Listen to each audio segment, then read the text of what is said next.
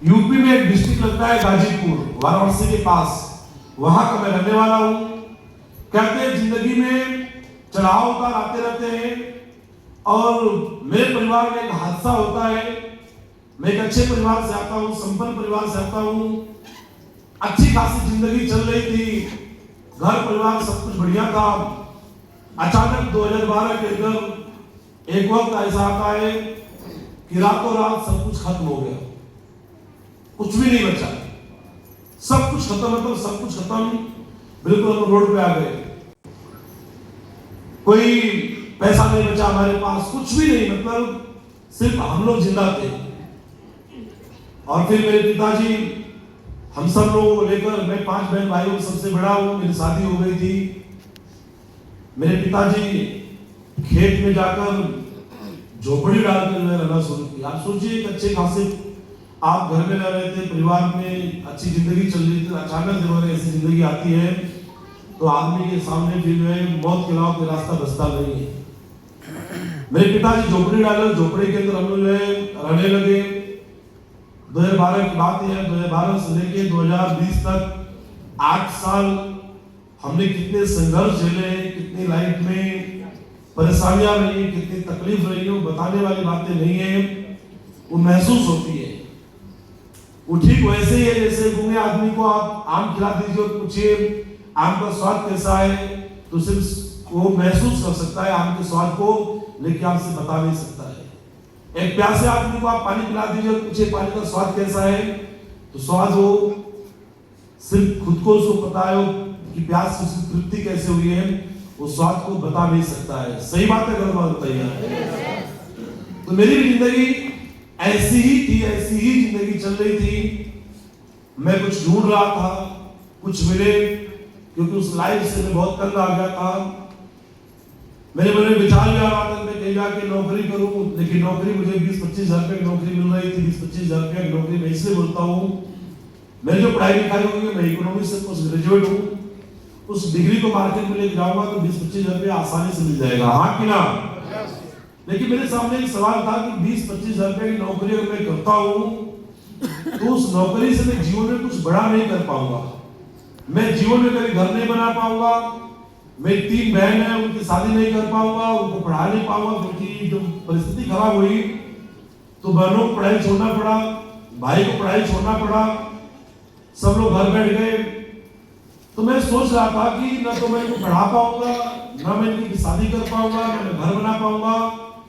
मेरी बेटी, जब मैं मेरी बेटी का एडमिशन कराने के लिए गया, स्कूल वाले ने मांगे 6,000 रुपए, 6,000 रुपए मेरे पास नहीं था। ये बात 2017 की, 2017 में मेरे पास 6,000 रुपए नहीं था एडमिशन कराने के लिए, 200 महीने की फीस नहीं थी और मैं अपनी बेटी का एडमिशन नहीं करा पाया था। उस समय बड़ा दुख हुआ था मुझे कि क्या जिंदगी ऐसी होती है।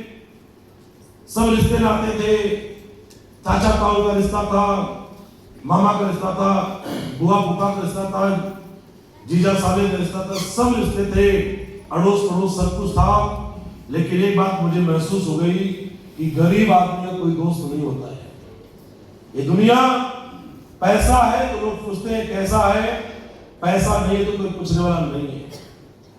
बारिश होती थी, बारिश के महीने के अंदर आधा पानी घर के अंदर, आधा पानी घर के बाहर होता था। बारिश के महीने के अंदर घर का ईंधन मिल जाता था, तो मेरे घर में बारिश के महीने में 3-3 दिन तक खाना नहीं बनता था। हम लोग शरबत घोल घोल के पी के 3-3 दिन तक रहे हम लोग। गैस सिलेंडर मेरे घर में नहीं था। मेरी बेटी का जब दूध गर्म करना होता था तो मेरी वाइफ अखबार जला जला के उसको दूध गर्म करती थी। बारिश के महीने में कोई बिस्तर भीग जाता था तो रात रात भर लोग खड़े रहते थे, कोई नहीं पूछने आता था कि कैसे रह रहे हो, कैसे जिंदगी चल रही है। बड़ी बदहाली में जिंदगी चल रही थी। और बोलते हैं कि लोग वाले सब कुछ मांगते हैं तो आपको वो नहीं देता है, जो आप मांगते हैं वो देता है जो आपके लिए जरूरी होता है, ऐसा नो। तो ऊपर वाले ने दिया। मैं फेसबुक चला रहा था, पढ़ा लिखा बेरोजगार था। एक दिन फेसबुक के ऊपर एक पोस्ट आती है, 20वीं पे आउट 36,50,000, और उस 36,50,000 की पोस्ट मुझे अट्रैक्ट की। मैं तुरंत मैसेंजर पे हाय हेलो किया, नंबर एक दूसरे के एक्सचेंज हुए।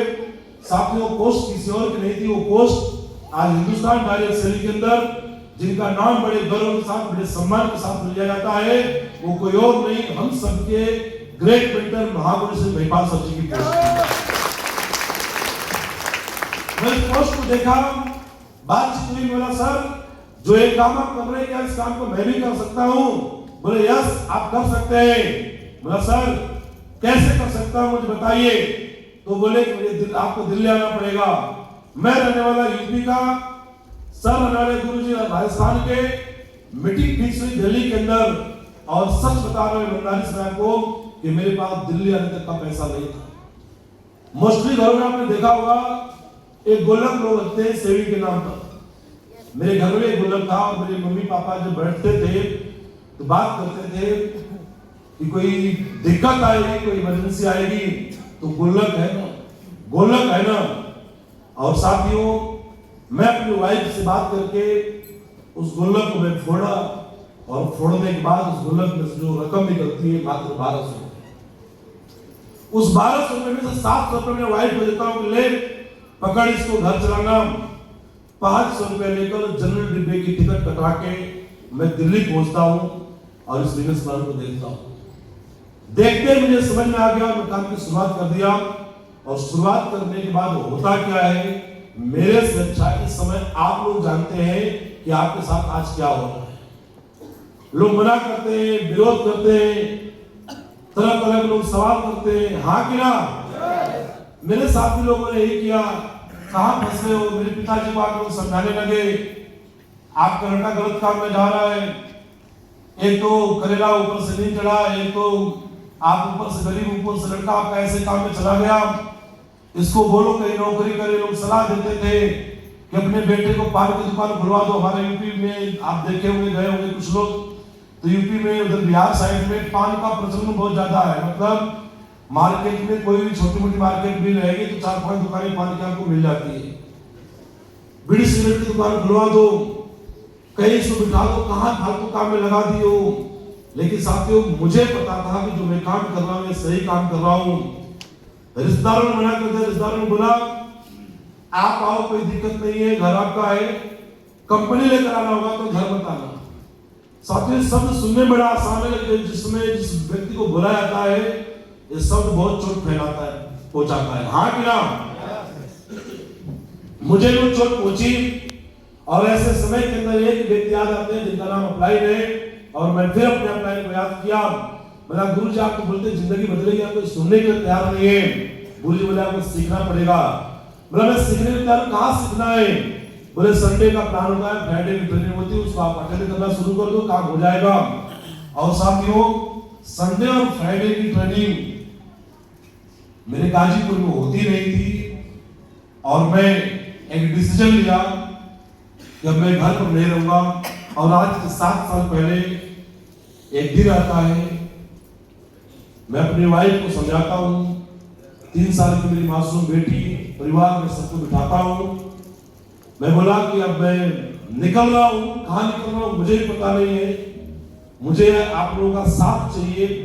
और मैं अपने आप को बड़ा किस्मत वाला मानता हूँ, बड़ा सौभाग्यशाली मानता हूँ कि इतनी विपरीत परिस्थिति के अंदर मेरे माँ बाप और मेरी पत्नी मेरे भरोसा की और उन्होंने बोला कि हम परिवार चला लेंगे, कैसे भी करके सुख दुख पाकर आप इस काम को करो, हम आपके साथ में, हम आपको परेशान नहीं करेंगे। और मैं घर छोड़ दिया। मैं घर छोड़ के दिल्ली आ गया। मेरी माता जी, गांव में आपने देखा होगा औरतों को समूह का लोन मिलता है। मेरी माता जी लोन लेकर जिसके हर हफ्ते के 500, 400, 520, 600 से किस्त आती थी, उससे अपना धीरे धीरे परिवार चलाना शुरू किया। और मैं काम में निकल गया। मैं गुड़गांव के अंदर गया, एक रूम लिया 6000 महीने का। 2 महीने उसका किराया नहीं गया और तीसरे महीने जब मैं आता हूँ देखता हूँ एक ताला मेरा लगा हुआ है और दूसरा ताला मकान मालिक का लगा हुआ है। वो कमरा भी नसीब नहीं हुआ और मैं फिर एक डिसीजन लेता हूँ कि अब मैं रूम लेकर नहीं रहूंगा, मैं ऐसे रहूंगा।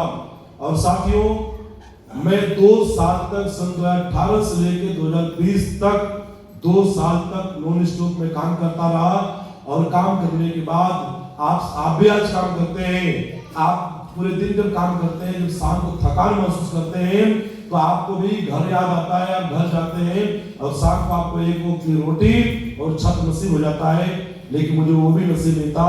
मैं 2 साल तक दिल्ली के अंदर फुटपाथ पर सोया। 2 साल तक मैं दिल्ली के अंदर फुटपाथ पर सोया हूँ। कभी मैं रेलवे स्टेशन पे, कभी बस स्टैंड पर, कभी ट्रेन के डिब्बे के अंदर, कभी बस के डिब्बे के अंदर 2 साल तक पूरा ऐसे ही मैं चलता रहा। जिस दिन जनता कर्फ्यू लगा था 24 घंटे का, आपको याद होगा, मार्च 2020 के अंदर, उस दिन गुरुजी को लाते हैं, कहा हूं? बोला गुरुजी मैं तो ऑफिस के अंदर हूं। बोला ऑफिस में क्या कर रहे हो? बोला गुरुजी मैं एक मीटिंग करनी है। गुरुजी गाड़ी लेकर आए, क्योंकि गुरुजी को पता था कि अब तो सब कुछ बंद हो गया, जनता कर्फ्यू लगा है, कहीं जाने की कोई जगह नहीं है और ये बंदा जो है घर पे ये ऑफिस में रहेगा, कहीं जाएगा नहीं है। तो गुरुजी ने भी मुझे अपनी गाड़ी में बिठाए, तो उनको पता चल चुका था कि सब कोई ठिकाना रहने का है नहीं। मेरे बीच में गए, पूछते रहते थे कहाँ रहते हो, कहाँ रहते हो, उनको बताना कभी कभी कहीं कभी नहीं बताता था। तो उनको लग गया था इसको ठिकाना नहीं है। और उस दिन गुरुजी मुझे अपनी गाड़ी में बिठाए। जगवारी के अंदर गुरुजी एक फ्लैट लिए थे अपने ऑफिस बनाने के लिए। उस फ्लैट के अंदर ले गए, गुच्छे चाय मुझे पकड़ाए, बोले ले पकड़ और आज से तो इसके अंदर रहना शुरू कर। तब से जाकर लॉकडाउन से मैं एक सही ठिकाने पर रहना शुरू किया था। अफराई का साथ था, काम होता चला गया। जब मैं काम शुरू किया था तो मेरे घर में मोटरसाइकिल भी नहीं थी और मुझे अच्छे से याद है कि मुझे मोटरसाइकिल में चढ़ने के लिए पड़ोसियों से मांगना पड़ता था और कभी मोटरसाइकिल मिलती, कभी नहीं मिलती। और आप लोग में गांव से कई लोग होंगे, है कि नहीं गांव से आप लोग? गांव में फावड़ा सुनते ना, फावड़ा? यस। आप फावड़ा मांगिए, फावड़ा और नहीं देते बहाना कर जाते हैं। जिससे घास निकालते हैं हाथ में, वो क्या बोलते हैं उसको? खुरपी खुरपा। खुरपी खुरपा नहीं मिलता है। मोटरसाइकिल तो बहुत बड़ी बात थी। मेरे घर में हम लोग बात करते थे कि किसके फैसले में मोटरसाइकिल के हाँ होगी। मम्मी आप जाओ ना चाचा से मोटरसाइकिल मांग के ले आओ, बोल दो जाना है। पापा आप बोल दो ना चाचा को, ताऊ जी को कि मोटरसाइकिल दे देंगे। मेरे घर में बड़ी हिम्मत करके हम लोग किसी घर जाकर मोटरसाइकिल मांगते थे कि मोटरसाइकिल चाहिए थी, मिल जाएगी क्या? तो लोग बड़े शान, कब चाहिए? रोज रोज का आप लोगों का नाटक हो गया है, खरीद के ले रहे हो। बिना कुछ कहे दबे पैर वापस आना पड़ता था। लेकिन साथियों वो दिन भी आया कि मेरे घर में मोटरसाइकिल भी आई थी। एडोरबिल से मोटरसाइकिल आई थी पहली बार। और जब मोटरसाइकिल आई, मेरे घर के सब सदस्य निकल के मोटरसाइकिल को छू रहे हैं, देख रहे हैं, हाथ फिरा रहे हैं और मेरे सवाल को करके अपने उनको विश्वास दिला रहा हूँ, मेरी पत्नी को विश्वास दिला रहा हूँ, मम्मी को विश्वास दिला रहा हूँ, पापा को विश्वास दिला रहा हूँ कि हाँ अपनी मोटरसाइकिल है। साथियों दुनिया के लिए एक मोटरसाइकिल थी, लेकिन मेरे लिए वो किसी हेलीकॉप्टर से कम नहीं थी। उस मोटरसाइकिल को लेने के बाद जो फीलिंग आई मैं आपको बताना चाहूंगा, फीलिंग वैसी ही थी। एक बार की बात है, ट्रेन के अंदर एक बाप बेटी सफर कर रहे थे। लड़की की उम्र करीब 14 साल थी और आप जानते हैं कि ट्रेन और बस जब आगे तरफ जाती है बाकी चीज पीछे भागती नजर आती है। ऐसा होता है कि होता है? तो 14 वर्ष की लड़की अचानक उठती है और लड़की खिड़की के पास गई, कुछ देखती है और देख के वापस आती है और पिताजी से बोलती है, पापा पापा ये देखो, ये तो पूरा रास्ता भाग रहा है। पापा ये देखो, ये तो पेड़ भाग रहे हैं। वो लड़की कभी इस खिड़की कभी उस खिड़की, बार बार मतलब लड़की खिड़कियां बदल रही है और कुछ देख रही है और वापस आके बड़े खुश होके बड़े कौतूहल से अपने पापा को बता रही, पापा पेड़ भाग रहा है, घर भाग रहा है, आसमान घूम रहे हैं। और उसके पिताजी बोल रहे हैं हाँ बेटा, हाँ बेटा, हाँ बेटा, हाँ बेटा। उसके पिताजी उसको रिप्लाई दे रहे हैं, बार बार रिप्लाई दे रहे हैं और भावुक हो रहे हैं, उनकी आंखों से आंसू चल रहे हैं। वहां बैठे तो 4 लोगों में बात बड़ी गंदी लगी कि लड़की बैठ क्यों रही है, बार बार इस खिड़की से जा रही है। और उसमें से एक आदमी उठता है और आके उस पिताजी से बोलता है, लड़की के पिताजी से, भाई साहब इस बच्ची को बिठाते क्यों नहीं? पूरी ट्रेन में पूरा उधर मचा रखी है, इसको बिठाओ ना, ऐसा लगता है जीवन में कुछ देखा ही, बिठाओ इसको। तो उसके पिताजी रोने लगे और रोते रोते बोले, भाई साहब आप बिल्कुल सही कह रहे हैं, क्योंकि मेरी बेटी जन्म से अंधी थी और इसने अभी अभी देखना शुरू किया है। इसकी आंखों की रोशनी ही अभी आई है, इससे सब कुछ नया है। जीवन का हर अचीवमेंट मेरे लिए नया था। साथियों, मोटरसाइकिल लेके आया, गाड़ी लेने की बात आई। जिस घर में साइकिल नहीं हुआ करती तो उस घर में गाड़ी की बात कहाँ कोई सोच सकता है। लेकिन अच्छी कंपनी, सिस्टम, अच्छे प्रोडक्ट और अप्लाई का इतना साथ प्यार कि आज मैं अपनी खुद की 60 लाख रुपए की ODI कार के अंदर में चलता हूँ। जहां गांव में झोपड़ी हुआ करती थी वहां मैं 3-3 मकान बनाया। जिस दिल्ली के अंदर में फुटपाथ पर सोया करता था, उस दिल्ली के अंदर मेरा खुद का 3 करोड़ 75 लाख का, 4 करोड़ का मेरा खुद का घर दिल्ली के अंदर मेरा है। लोगों ने मजाक उड़ाया करोड़पति, मैं आज कई बार करोड़पति बन चुका हूँ। 20-25 हजार रुपए महीने की जिस बंदे की सोच हुआ करती थी, आज ये दिलीप चौबे आज महीने के 20 लाख रुपए कमाता है। हर मेरे पास आ रहे हैं, देश विदेश की यात्राएं हैं। मेरी बड़ी बेटी अभी 11 साल की हो चुकी है, दूसरी बेटी मेरी 3 साल की है, और जो मेरी दूसरी बेटी 3 साल की है, जो 2 वर्ष मात्र की थी, तो 2 साल की उम्र में मेरी बेटी 5 देशों की यात्रा करके आ गई थी, 2 साल की उम्र के अंदर। और मैं आपको बताऊं, मेरे फोन साइलेंट कर दिया। मैं जीता हूं। मेरी जब बड़ी बेटी जब पैदा हुई थी तो मेरे ससुर जी मोटरसाइकिल बिठा के मेरी वाइफ को हॉस्पिटल ले गए थे, सरकारी हॉस्पिटल, और बच्ची पैदा होने के बाद भी वो मोटरसाइकिल से ही घर लेकर आए थे।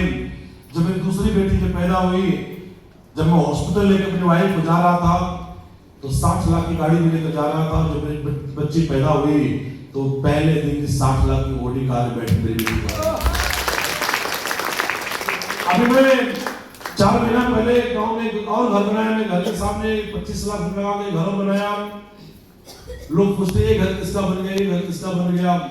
और मैं आपको बताना चाहूंगा कि वो घर जो 25 लाख रुपए बनाया, वो घर रहने के लिए बनाया, अपने रहने के लिए नहीं। वो घर बनाया अपनी गाय के लिए, भैंस के लिए। सच में, क्योंकि गरीबी के वक्त में गाय और भैंस ने बहुत बड़ा साथ दिया हमारा, बहुत बड़ा साथ। मेरे पिताजी 12-12 रुपए गाय खरीद के लेके आते। मेरी मम्मी घास काट के खिलाती। 250 ग्राम दूध देने वाली गाय मेरे घर पे आती, और पता चलता 2 महीने बाद वो गाय पहचान में नहीं आती। 2.5-3 लीटर दूध जो है गाय देना चालू कर देती। तो गाय भैंसों का बहुत बड़ा सहारा था। और जहाँ गाय भैंस बनती थी वही हम भी चारपाई डाल के सोते थे। तो मैं बोला, पिताजी ये बेचारे भी हमारे साथ में बड़े संघर्ष झेले हैं, इनके लिए कुछ करते हैं। तो 25 लाख रुपए का बढ़िया से घर बना के बाहर करते, उसको देख के कोई कह नहीं सकता है, ऐसा लगता है कि ठीक ठाक उनको मकान बना हुआ है। लेकिन वो भैंस के लिए घर बना हुआ, आराम से भैंस के अंदर बैठती है। बड़ा प्यार है जानवरों से। आज भी मेरे घर में हमेशा पशु रखते हैं हम लोग। कुल मिला के मैं एक बात बताना चाहता हूँ कि जिंदगी 360 डिग्री के हिसाब से बदल गई है। और मुझे ये बात महसूस होती है कि जिंदगी में हर आदमी सफल होगा, क्योंकि भगवान का एक वचन है, भगवान का एक वचन है कि आप सफल होंगे जरूर, लेकिन चंद असफलताओं के बाद क्या अपने हिस्से की असफलताएं झेलने के आप तैयार हैं? यस और नो? आज मुझे महसूस होता है कि गरीबी में रहकर जिंदगी काटना जितना मुश्किल है, उससे कम मेहनत में अमीर बनने का मौका है। गरीब अगर आदमी रहता है, गरीबी में रहता है, तो जिंदगी भर मरते दम तक वो गरीब रहेगा। हाँ कि ना? अगर वो अमीर बनने का अगर डिसीजन लेता है, तो अमीर बनने में एरोप्लेन में उसको 5 साल लग गए, 7 साल लग गए, 10 साल लग गए, और उसकी 100 साल की उम्र, वो अभी 30 साल का है, 10 साल में माने सफल भी हो गया, तो उम्र 40 साल की हो गई। अगले 60 साल जीवन का आनंद लेगा वो। अगर 5 साल 10 साल काम करके जिंदगी हसीन हो जाए, जिंदगी कामयाब हो जाए, किसी सामने हाथ ना फैलाना पड़े,